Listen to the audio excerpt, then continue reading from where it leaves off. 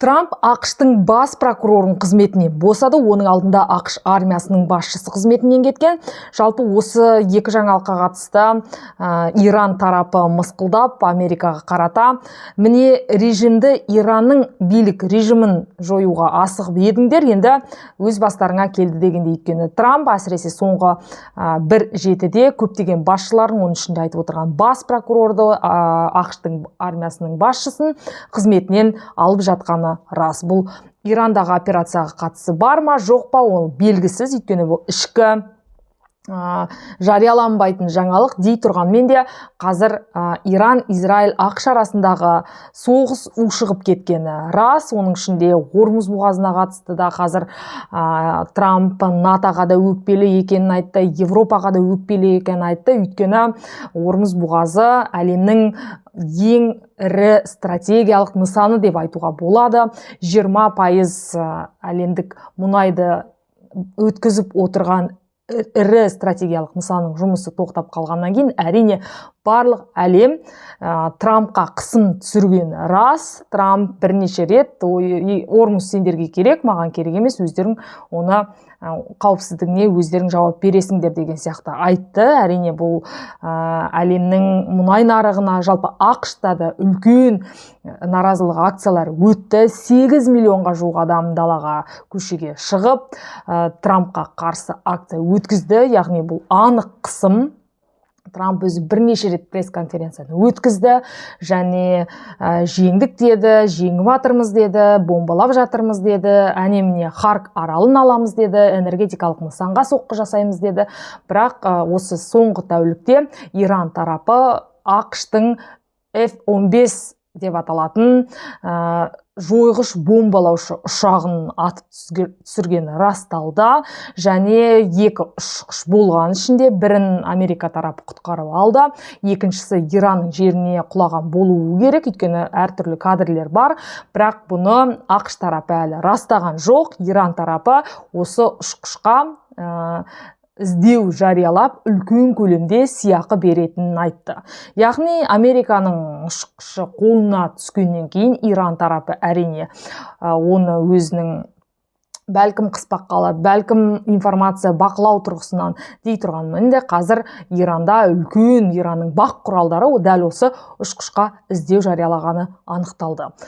Армысыздар ағайын, сәлем достар, есімім Аида Қыдырбай. Мен әлемдегі жаңалықтарды, әлемдегі саяси жаңалықтарды, оның ішінде Украина-Ресей арасындағы соғысқа қатысты соңғы мәліметтермен сіздермен бөлісемін арнамда.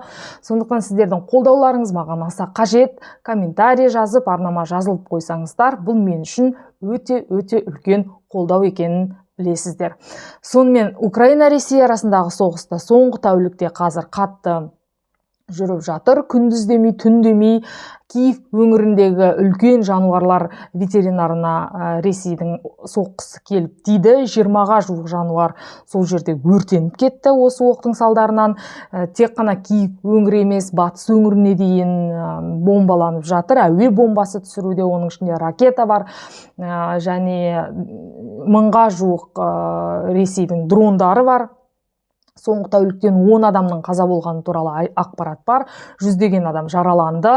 Өйткені әсіресе Харковтың тура қақ ортасына қалаға келіп түскен. Сонымен қатар батыс өңірлеріне, аса да батысқа көп ұшпайды. Өйткені батыс деген таулы аймақ жер. Ол жерге негізі көп қорғанысы жасалған. Бірақ соңғы уақытта әрине Ресейдің дрондары батыс өңіріне де келіп түсуде. Жалпы Ормуз бұғазына қатысты Зеленский осы соңғы тәулікте біз Ормуз бұғазына қатысты өзіміздің тәжірибемізді ұсына аламыз деп мәлімдеді. Зеленскийдің бір сөзіне күлетіндер бар, бір сөзіне жаңағы мазақтайтыны бар, өзіңе көмектесіп ал дегендей. Бірақ мен Украина-Ресей арасындағы соғысты бірінші күннен көрген адам ретінде айтатыным, әрине Ормуз бұғазының тәжірибесінде Зеленскийге күлетін мәселе жоқ. Өйткені дәл осындай кризис Украинаның да басына түскен. Мәселен, астық мәселесі болғанда Қара теңіз арқылы Украинаның астығы жылына 40-50 миллион үлкен 50 миллион тонна бидай, оның ішінде жаңағы Африкаға жеткізіледі, Азия елдеріне. Яғни Украина өзінің бидай, жүгері жөнінен әлемдегі ең ірі экспорттаушылардың бірі.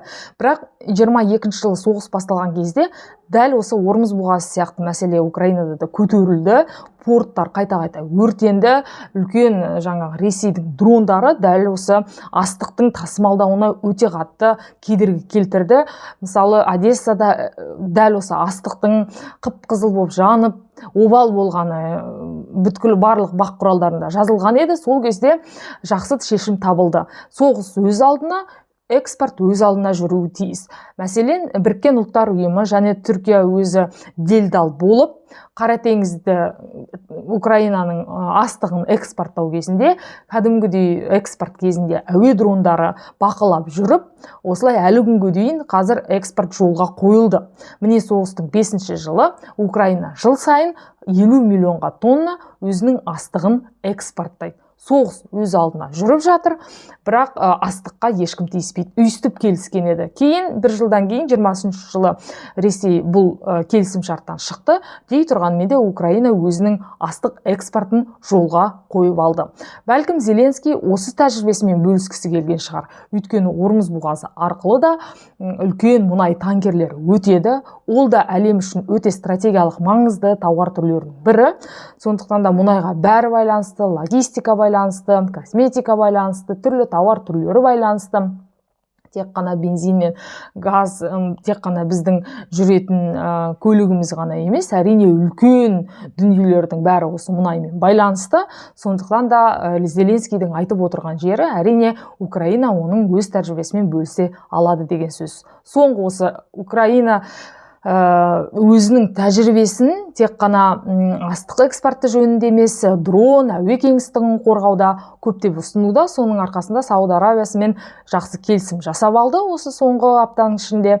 Және Европада Испаниямен және немістермен нақты дрон әуелеуетін дамыту үшін, дрон зауытын салу үшін Германияның жерінде, мысалы, Украинаның тәжірибесімен осылай келісім шартқа келді. Және 200-ден астам дрон мамандары қазір таяу шығысқа қарай өзінің тәжірибелерімен бөлісу үшін арнайы осы Сауд Арабиясына жаққа кеткені бар.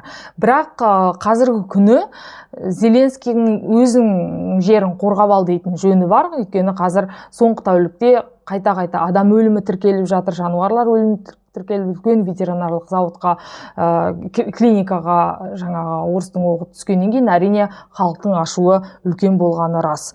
Иранның Қызылай Красный Крест деп аталады, яғни Қызыл жарты айдың ұйымы бойынша осы 35 күннің соғыс ішінде Израиль, ақш, Иран арасындағы 115 мыңнан астам азаматтық нысанға зақым келген. 115 мың Ирандағы.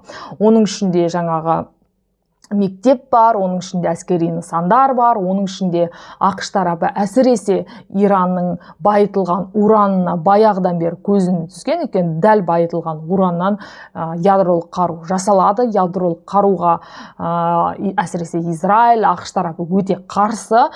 Сондықтан да осы ядролық қару байытылған уран болуы мүмкін деген қорлардың бәрін үстінен бомба тастап, үстінен жойғыш ұшақтардың әкелген зымыранын тастап, осындай үлкен-үлкен 100 мыңнан астам нысандарды қиратқан. Бұл енді ирандық тараптан берген мәлімет бойынша.